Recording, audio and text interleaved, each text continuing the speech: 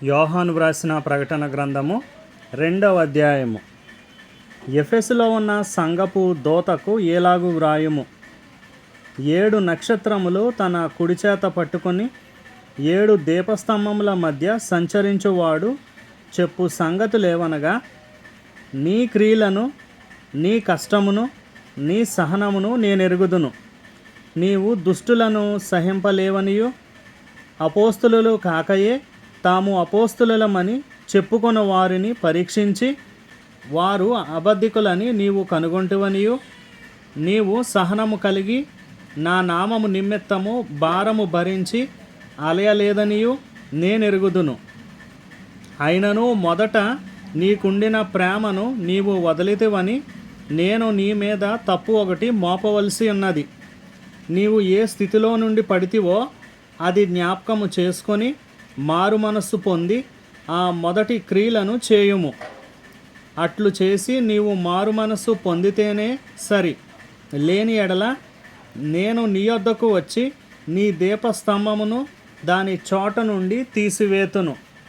అయితే ఈ ఒకటి నీలో ఉన్నది, నికోలాయితుల క్రియలు నీవు ద్వేషించుచున్నావు. నేను కూడా వీటిని ద్వేషించుచున్నాను. చెవిగలవాడు ఆత్మ సంగములతో చెప్పుచున్న మాట వినుగాక.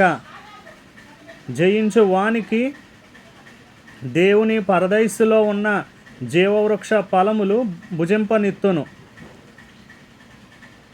స్ముర్నాలో ఉన్న సంగపు దూతకు ఏలాగు వ్రాయుము. మొదటివాడును కడపటివాడునై ఉండి మృతుడై మరలా బ్రతికినవాడు చెప్పు సంగతులేవనగా, నీ శ్రమను దరిద్రతను నేను ఎరుగుదును. అయినను నీవు ధనవంతుడవే. తాము యూదులమని చెప్పుకొనుచు యూదులు కాక సాతాను సమాజపు వారి వలన నీకు కలుగు దోషణ నేనెరుగుదును. నీవు పొందబోవు శ్రమలకు భయపడకుము. ఇదిగో, మీరు శోధింపబడినట్లు అపవాది మీలో కొందరిని చెరలో వేయింపబోచున్నాడు. 10 దినములు శ్రమ కలుగును. మరణం వరకు నమ్మకముగా ఉండుము. నేను నీకు జీవ కిరీటం ఇచ్చెదను. సంగములతో ఆత్మ చెప్పుచున్న మాట చెవిగలవాడు వినుగాక.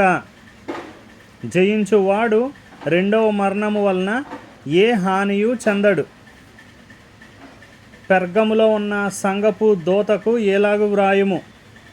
వాడి అయిన 2 అంచులు గల ఖడ్గము గలవాడు చెప్పు సంగతులేవనగా, సాతాను సింహాసనమున్న స్థలములో నీవు కాపురమున్నావని నేనెరుగుదును. మరియు సాతాను కాపురమున్న ఆ స్థలములో నాయందు విశ్వాసి అయ్యుండి నన్ను గూర్చి సాక్షి అయిన అంతిపయను వాడు మీ మధ్యను చంపబడిన దినములలో నీవు నా నామము గట్టిగా చేపట్టి నా యందలి విశ్వాసమును విసర్జింపలేదని నేనెరుగుదును. అయినను నేను నీ మీద కొన్ని తప్పిదములు మోపవలసి ఉన్నది.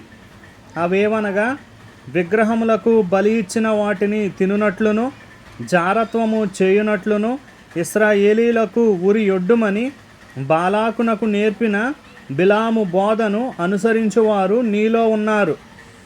అటువలనే నికోలాయితుల బోధను అనుసరించువారును నీలో ఉన్నారు. కావున మారు మనస్సు పొందుము. లేని ఎడల నేను నీ యొద్దకు త్వరగా వచ్చి నా నోట నుండి వచ్చు ఖడ్గము చేత వీరితో యుద్ధము చేసేదను. సంగములతో ఆత్మ చెప్పుచున్న మాట చెవిగలవాడు వినుగాక. జయించు వానికి మరుగైయున్న మన్నాను భుజింపనిత్తును. మరియు అతనికి తెల్ల రాతి నిత్తును. ఆ రాతి మీద చెక్కబడిన ఒక క్రొత్త పేరుండును. పొందిన వానికే గాని అది మరి ఎవనికిని తెలియదు. తుయతైరాలో ఉన్న సంగపు దూతకు ఏలాగు వ్రాయుము.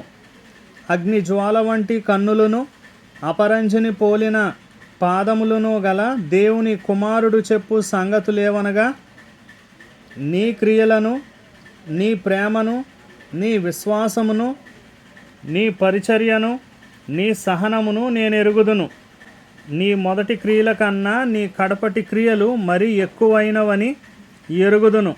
అయినను నీ మీద తప్పు ఒకటి నేను మోపవలసి ఉన్నది. ఏమనగా, తాను ప్రవక్తనని చెప్పుకొనుచున్న యెజబేలను స్త్రీని నీ ఉండనిచ్చుచున్నావు.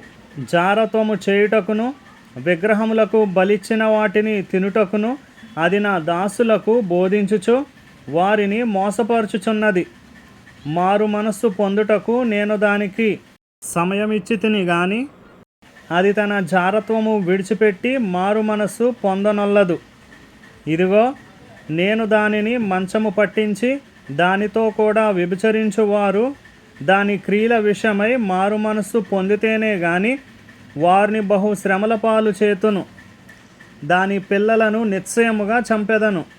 అందువలన అంతరంద్రియములను హృదయములను పరీక్షించువాడను నేనే అని సంఘములన్నీ తెలుసుకొనును. మరియు మీలో ప్రతి వానికి వాని క్రియల చొప్పున ప్రతిఫలము ఇచ్చెదను.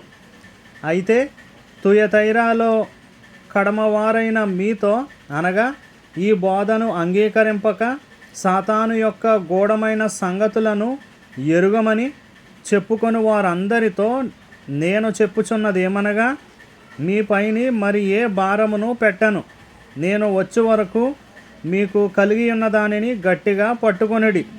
నేను నా తండ్రి వలన అధికారము పొందినట్టు జయించుచు అంతము వరకు నా క్రియలు జాగ్రత్తగా చేయువానికి జనుల మీద అధికారము ఇచ్చెదను. అతడు ఇనుప దండముతో వారిని ఏలును. వారు కుమ్మరవాని పాత్రల వలె పగలగొట్టబడుదురు. మరియు అతనికి వేకువ చుక్కను ఇచ్చెదను. సంఘములతో ఆత్మ చెప్పుచున్న మాట చెవిగలవాడు వినుగాక.